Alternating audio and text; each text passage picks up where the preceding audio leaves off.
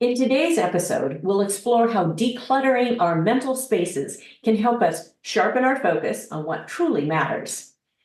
Essentialism, a philosophy centered on prioritizing the vital few over the trivial many, serves as our guiding principle, urging us to streamline our thoughts and our actions toward our core values and our objectives. A so-called spring cleaning for the brain, it encourages us to ruthlessly evaluate commitments, our beliefs, and habits, eliminating anything that does not align with our essential priorities. And by embracing this mindset, we can liberate ourselves from mental clutter and distractions, allowing us to direct our energy towards the pursuits that bring genuine fulfillment and meaning into our lives.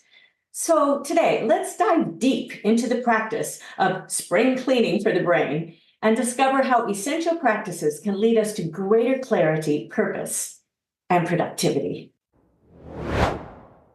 This podcast is brought to you by DJ Works Media with resources and ideas for you at mid-career or halftime of life.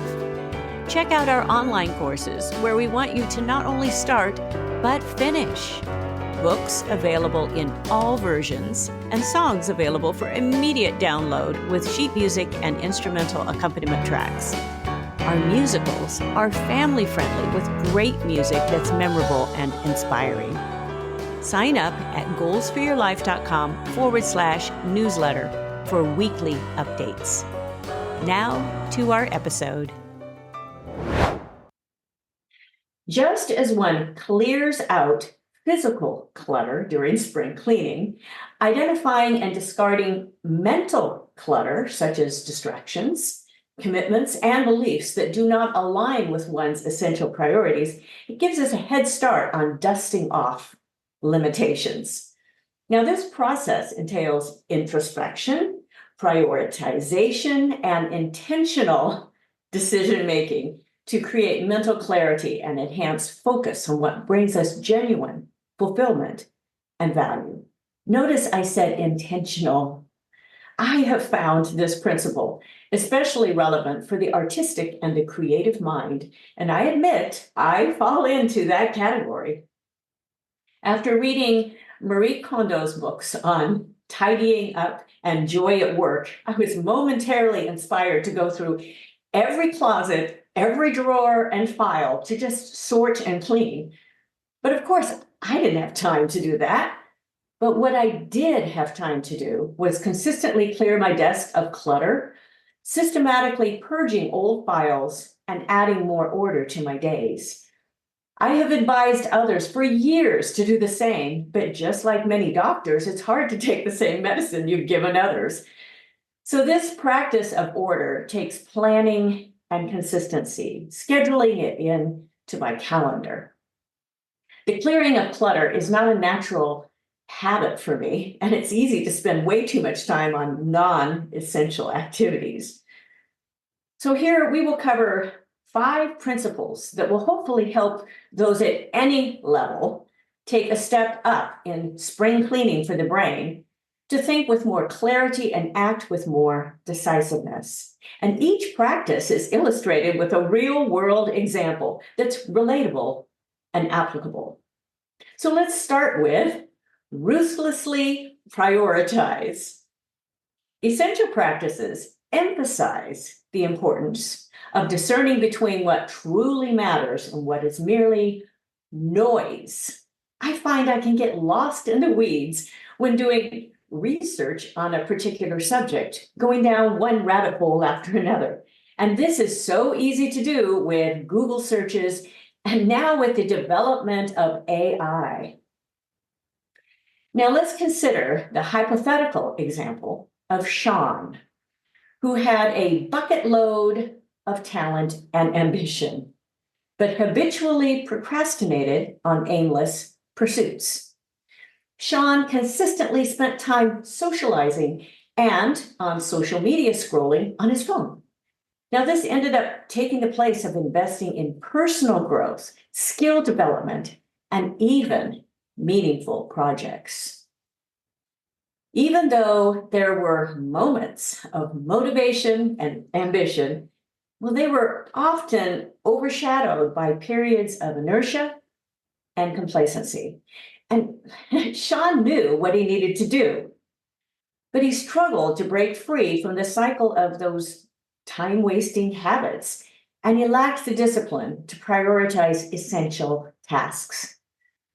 Opportunities for advancement then started slipping away, and eventually Sean realized too late the consequences of squandering precious time without purpose or direction. Now, this illustration shows that without discipline, focus, and a commitment to the vital few activities that contribute most to our goals, well, even the most promising individuals with talent, with loads of talent, I have known these people, but they can fail to realize their full potential and aspirations. Well, let's move on to the principle of embracing constraints. When speaking of constraints, rather than viewing limitations as obstacles, we can see them as opportunities to channel our efforts more effectively. By setting boundaries and saying no, it's a hard word to say, to non-essential tasks or distractions, we create space for deep work and innovation within the confines of our resources. Make sure you get the article that comes with this. I will give you some resources for some wonderful books and there's one called Deep Work that you really need to check out. I'm going to use myself as an example for this principle and this practice of embracing constraints, as it's what I need to do very, very often.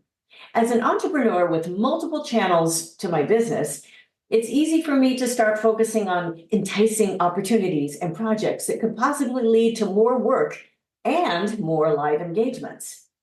However, I've had to weigh the value of my time associated with those engagements.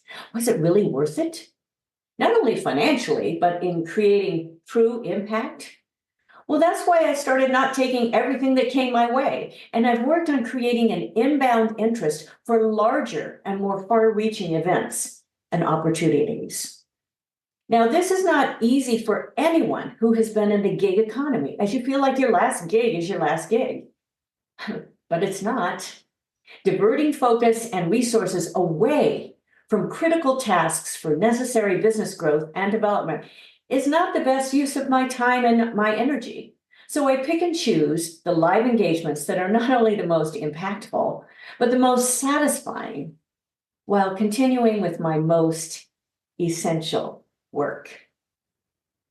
So let's move on to this principle of staying present in the moment with values. Let's consider the story of Michael, an entrepreneur who founded a sustainable fashion brand aimed at reducing environmental impact while promoting ethical labor practices. So admirable. And in the early stages of his venture, Michael faced numerous challenges, including sourcing eco-friendly materials, establishing supply chain transparency, and competing with larger, more established fashion companies. It's a tough business. As Michael's business grew, he encountered an opportunity to partner with a major retailer interested in carrying his brand's products in their stores.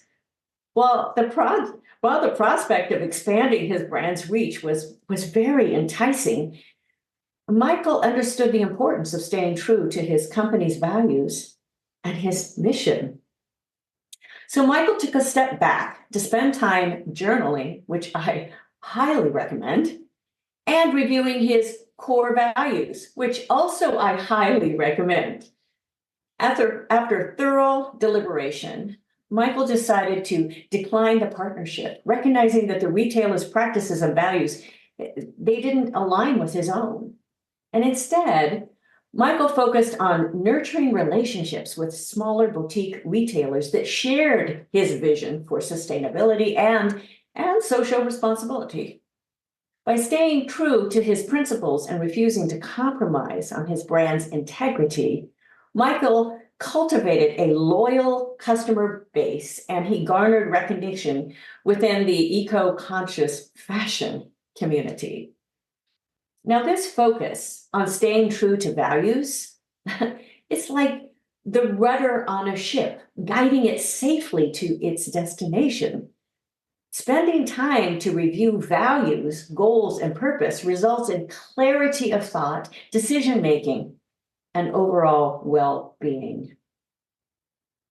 Well, let's move on to the next, which is to eliminate non-essentials. David is a software engineer who has a knack for solving complex problems and dreamed of launching his own tech startup. So exciting.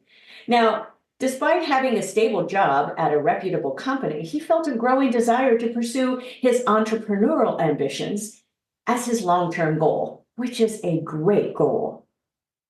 But recently, David received an enticing job offer from a prominent tech firm. The offer came with a substantial salary increase, prestigious projects, and the promise of career advancement. Now, while the opportunity, it seemed so tempting, he recognized that accepting the job would consume most of his time and his energy, leaving little room to work on his startup idea. Plus, it would take a great deal of time away from his family, which was also a priority in his life. After careful consideration, which was not easy, David made the difficult decision to decline the lucrative job offer. In the months that followed, David's decision to focus on his startup as a side business proved to be transformative. He gained clarity on his vision, he refined his product offerings, and he secured funding from investors who believed in his potential. So by saying no to the immediate job offer, David gained the clarity and the freedom necessary to pursue his entrepreneurial aspirations wholeheartedly. And his unwavering commitment to his long-term goals and his values ultimately led to success, proving that sometimes saying no can be the key to unlocking greater opportunities in the future. Let's move on to invest in rest and renewal. For type A driven personalities, as well as creatives, taking time away from projects and works can be difficult. And I have an artist friend, I'll call her Maria, who owns her own small business. And she's always been passionate about her work, paying attention to every detail to make sure every client receives the best possible service. And at the same time, she was also faced with caring for a spouse who was experiencing some health issues. Well, as her business grew and demands increased, Maria found herself overwhelmed, just overwhelmed, and on the brink of burnout. Realizing the importance of her own self-care and renewal, Maria made some changes. She implemented a weekly routine that included regular breaks, exercise, and leisure activities to recharge her energy and her creativity. Now, sometimes this included a half-day skiing or even 9 holes of golf. Additionally, she established boundaries around her work hours, allowing herself dedicated time for relaxation and personal interests outside of business responsibilities. By allowing herself time to rest and recharge, Maria found that she was able to approach her work and her life with renewed focus, clarity, and enthusiasm. She began to generate fresh ideas and innovative solutions, leading to greater personal and professional satisfaction. Also, the care she was able to continue giving her husband was literally life-saving, which made the rewards even greater. Many spouses find themselves in this situation. How important that is for self-care. So let's just apply this quickly. Take some time to evaluate your life as you do some spring cleaning for your mindset and for your brain. Spend at least 5 to 10 minutes on each practice. And journal. If you need to journal, I think it's a great practice. As you think about prioritizing, embracing restraints, staying present in the moment, eliminating non-essentials, and investing in rest and renewal. And by doing so, I hope you experience a fresh burst of energy and enthusiasm to face your next season. Again, make sure you get the article that comes with this. I have all of those principles spelled out for you as a good review. And so you can spend time on your own spring cleaning for the brain. I look forward to being with you again next time. Make sure you catch every single episode, every single article also that comes out with these goalsforyourlife.com/newsletter. And I'll look forward to being with you again next time. Bye-bye for now. Thank you for joining us. It is because of our wonderful listeners like you that we keep going strong week after week. We'd love it if you'd share and follow us to not miss a single show and even write a review. You can also find all of our articles, products, and links at womenathalftime.com.